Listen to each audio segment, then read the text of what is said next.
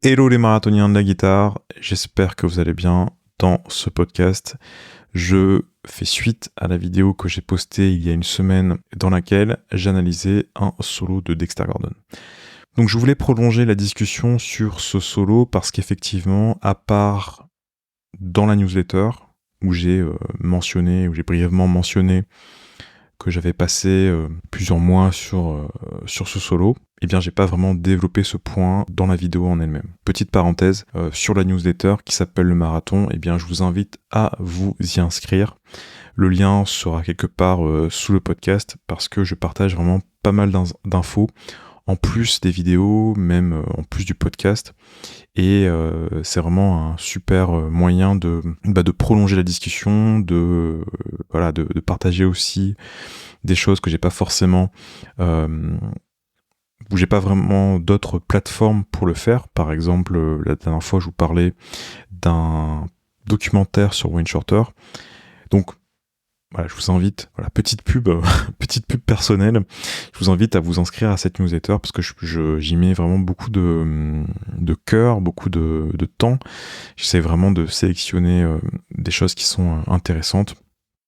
Donc, eh bien, si ça vous intéresse, eh bien, inscrivez-vous tout simplement. Donc, on revient au sujet. Donc, mis à part dans la newsletter, le marathon, eh bien, j'ai pas vraiment développé tout le cheminement qu'il y avait derrière. Donc, à vrai dire, il y avait beaucoup de contenu déjà dans la vidéo, hein. Et il faut savoir qu'à la base, elle faisait près de 40 minutes. Et j'ai vraiment essayé d'élaguer un maximum pour que ça reste pertinent et pour que ça soit assez digeste. Il y avait beaucoup de choses à aborder, comme le choix des notes, le rythme, etc. Mais le podcast, c'est justement pour aller un peu plus en profondeur et parler de ces sujets-là. Et donc, je vais parler de deux choses dans ce podcast, à savoir l'histoire, entre guillemets, derrière cette vidéo, un peu le cheminement, et puis également ce que vous pouvez peut-être en retirer pour votre propre pratique, parce que moi ça m'a fait beaucoup de bien en fait de passer autant de temps sur ce solo. Donc l'histoire derrière ce solo. Donc il faut savoir que en septembre dernier, j'avais en tête de faire pas mal de vidéos d'analyse de plans. Ce qui est d'ailleurs toujours le cas, hein.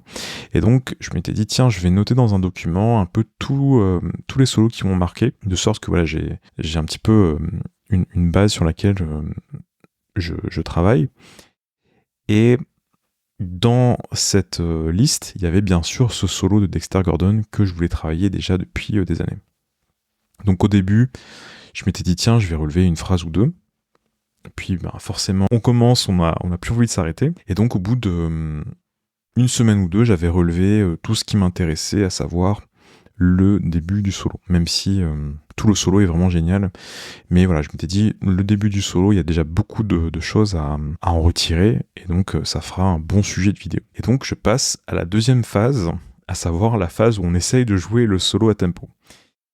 Et là, je m'étais pas rendu compte, parce que quand on regarde Dexter Gordon, qui a l'air super détendu, etc., on se dit, bon, ça doit pas être si rapide que ça, mais en fait, grosse erreur. Le solo, il est quand même assez technique, il est assez difficile à jouer, en fait. Et je vais revenir un peu sur le pourquoi de c'est difficile à jouer un peu plus tard dans le podcast, mais il y a plein de petits détails, en fait, qui font que, voilà, c'est assez difficile d'imiter le phrasé de Dexter Gordon. Mais au bout d'un mois, j'arrivais plus ou moins à jouer le solo à tempo, et donc je m'enregistre. Et là, en m'enregistrant, grosse déception, je me rends compte qu'il y a plein de petits détails, justement, qui fonctionnent pas, et ça va pas, en fait. Et donc je me dis, bon, c'est pas très grave, je vais continuer à travailler jusqu'à avoir un résultat satisfaisant, et puis un résultat qui est...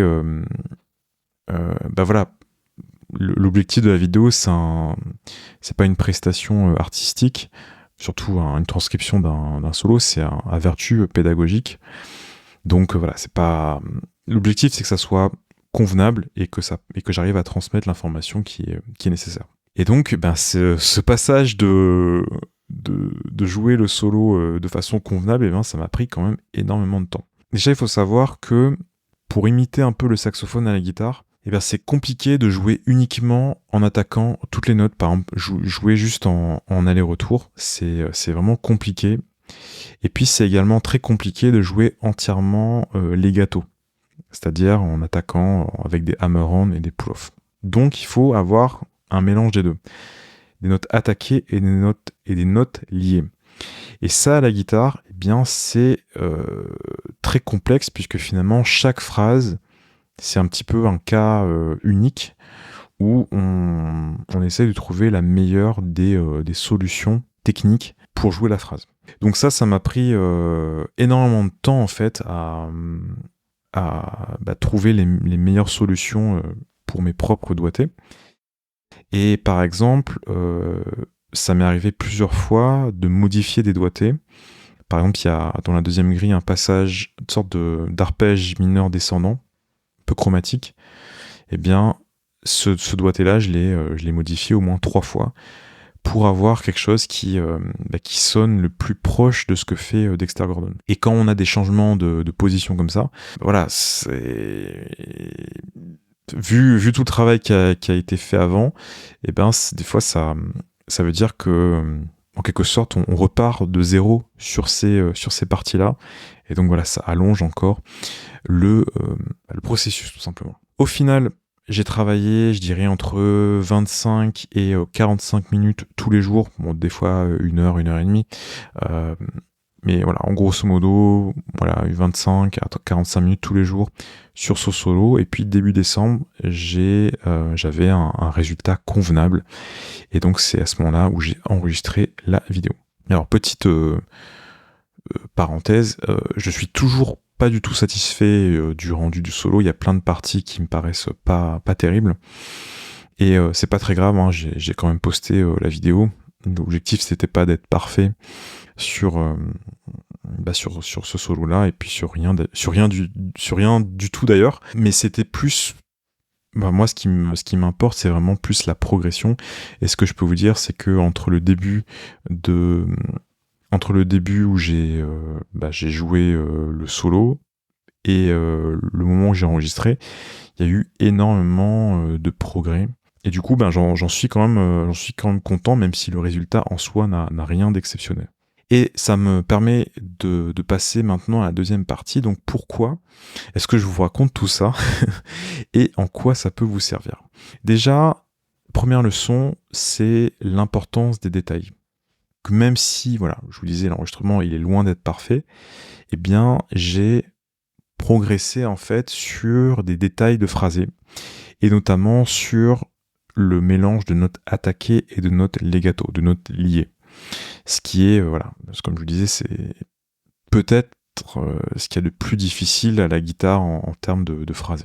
Et j'en suis vraiment content parce que c'est en se confrontant à ce genre de détails et puis de challenge qu'on peut trouver de nouveaux moyens de progresser, des nouvelles ressources également en soi. Parce que si on reste toujours en surface ou à ignorer certaines parties un peu corsées, eh bien, on s'empêche de découvrir tout ça en fait. Et bien sûr, ça passe par une certaine forme d'inconfort, mais si on dépasse cet inconfort-là, eh bien justement, on peut découvrir plein de nouvelles choses. Donc voilà, première chose que je voulais partager avec vous, c'est s'il y a quelque chose qui vous gêne dans votre jeu et avec laquelle vous n'êtes pas satisfait tout simplement depuis peut-être des mois ou des années, eh bien n'hésitez pas à attaquer ce challenge, même si vous passez 3 mois dessus, même si c'est pas parfait après, c'est pas très grave. Ce qui est important, c'est la progression entre le moment où vous avez commencé et puis peut-être 2 ou 3 mois après. C'est vraiment c'est la progression qui compte, c'est pas tellement le résultat, parce que le résultat, on peut toujours l'améliorer, et puis on n'a pas vraiment de contrôle sur le résultat, hein, parce que ce qui fait qu'on arrive à jouer ou pas quelque chose, c'est pas entièrement de notre fait. Il y a des fois où on va travailler, ça va fonctionner, il y a des fois on va travailler et ça va moins fonctionner. Mais en tous les cas, si on arrive à progresser, eh bien je trouve ça quand même motivant, je trouve ça vraiment même enthousiasmant en se disant que ben voilà, il y a peut-être des choses que vous essayez de faire depuis des années, et là en l'espace de 2-3 mois, vous commencez à vous améliorer, et souvent en plus c'est que le début, donc c'est vraiment plutôt pas mal. Deuxième leçon, c'est de travailler peut-être moins de choses. Alors, qu'est-ce que je veux dire par là ? Peut-être, ça peut être une bonne idée, pendant 3 mois, de bosser principalement une seule chose. Par exemple, un solo, ça peut être aussi un concept, mettons le rythme, les phrases ou autre, parce que on se dit, on n'a pas forcément le temps de travailler 4-5 sujets tous les jours, les voicings, le répertoire, les phrases, la technique, le vocabulaire, les gammes diminuent, etc. Donc ça peut être bien, peut-être pendant 3 mois, de vous dire, tiens, je vais bosser une seule chose, principalement. En tous les cas, mon attention se porte sur cet élément. Et je mets le maximum d'efforts pendant quelques mois sur ce sujet-là. Donc ça veut dire aussi qu'on met le reste en pause. Donc si vous aviez, je sais pas moi, 1 heure pour travailler tous les jours et que pendant cette heure-là, vous abordiez par exemple 4 sujets, eh bien ça fait peut-être que pendant les 45 premières minutes, vous allez attaquer le solo ou ce que vous vouliez travailler, et puis pendant 15 minutes, vous allez peut-être jouer un morceau ou improviser sur un standard. Donc ça veut dire que vous allez pas travailler les autres points sur lesquels vous étiez, que vous travailliez également auparavant. Donc ça, c'est une question de choix, mais à nouveau, je pense que ça peut être bien, dans certains cas, de sacrifier, entre guillemets, l'équilibre dans sa pratique au profit de ce point qui nous gêne et avec lequel on aimerait, on voudrait tout simplement progresser. Alors moi, je l'ai fait en partie ça, dans le sens où j'ai pas joué pendant 2 heures le même solo en boucle. Ce que j'ai fait, c'est que j'ai essayé de prolonger sur d'autres solos ce que j'avais appris sur en termes de legato et de notes attaquées. Donc j'ai relevé d'autres solos. D'ailleurs, j'ai relevé un solo de Billy Bean, et j'en ferai une vidéo prochainement, j'espère. J'aime pas trop annoncer des choses en podcast, mais je pense que ce solo-là, je le ferai probablement. En tous les cas, voilà, j'ai relevé pas mal de phrases et j'ai essayé de réappliquer ce que j'avais appris sur Dexter sur ces autres solos-là, et du coup, c'était pas mal. C'était comme une nouvelle application de ce que j'avais appris avec Dexter Gordon, en quelque sorte. Donc voilà, je pense que on va s'arrêter là pour le podcast, parce que j'ai quand même pas mal parlé, et je pense que je vous ai dit le principal. C'était l'histoire du solo de Dexter Gordon. En tous les cas, ça m'a vraiment plu de passer autant de temps sur assez peu de secondes de solo, en quelque sorte. Je sais pas combien de temps ça dure, ça doit même pas durer 1 minute. Et j'ai passé des heures et des heures et des heures à jouer ce passage, à essayer de comprendre comment ça fonctionnait, à essayer de trouver des doigtés. Et j'en suis même pas au bout, en quelque sorte. Donc voilà, c'est ça aussi l'apprentissage de la musique. Si vous avez envie d'apprendre ce solo ou d'autres solos qui vous passionnent, eh bien foncez, parce que vous allez en ressortir grandi. Voilà, eh bien je vous remercie d'avoir écouté ce podcast. N'hésitez pas à laisser un commentaire si vous êtes sur une plateforme qui accepte les commentaires, par exemple YouTube, ou n'hésitez pas aussi à vous abonner à ce podcast ou à la newsletter, et je vous retrouve dans une prochaine vidéo, un prochain podcast. À très bientôt, bye bye.